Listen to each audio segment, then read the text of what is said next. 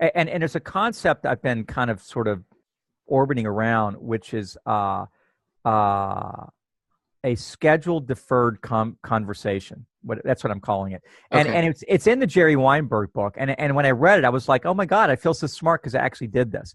Right. Oh, So he said he was in a meeting and he was having a difficult time with the client or something. And he's like, do I call him on it right now and make a scene, or hmm do I just let it ride, knowing that there's an unresolved conflict? And so what he did was he said, hey, Bob, we have a disagreement here about how to approach this. I don't want to disrupt the meeting. How about if we talk about it right after the meeting? So I call it a scheduled deferred conversation, Yep. because what most people do is, and I was trying to think of how this was analogous to a task, the kind of thing that drives Tiago crazy because I'm so head in the clouds. I'm like, this is like a that. He's like, again with your analogies, right? But I think it's linked because the same thing with tasks. Okay, we say either I'm going to do it now or I'll do it later, and it becomes an open loop that I forget about if you don't have a trusted system. So hmm likewise, what'll happen is what's happening in the past is I'm like, oh, there's a conflict. Maybe somebody's emotional and I'm trying to deal with them. And I know in the back of my head,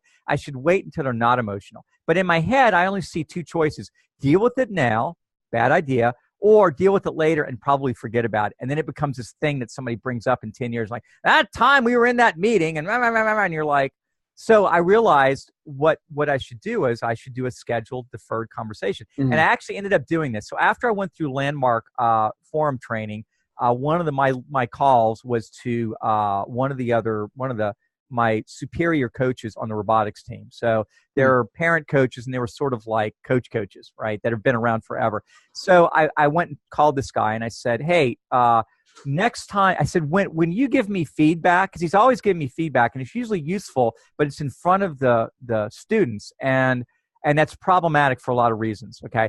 So I called him and I said, when you do that, and this is good landmark point, when you do that, this is what I feel, right? So I said, when you do that, my instinctive reaction is to flinch because I'm worried that I'm causing a problem, or I don't want to have conflict with you. I said, but here's the deal. I want to learn. So could we agree? I'm offering to you, right? I'm requesting, hmm when you have a conflict with me, can we agree to put a pin in that? And we're going to go and we're going to talk about it that day, maybe a half, whatever you have time. And he said, well, that's a great idea. We should do that with everybody. And I'm like, you go to it. Yeah. When I read the Weinberg thing, I was like, I do that, I do that, I do that. That's Patting myself on the yeah. back.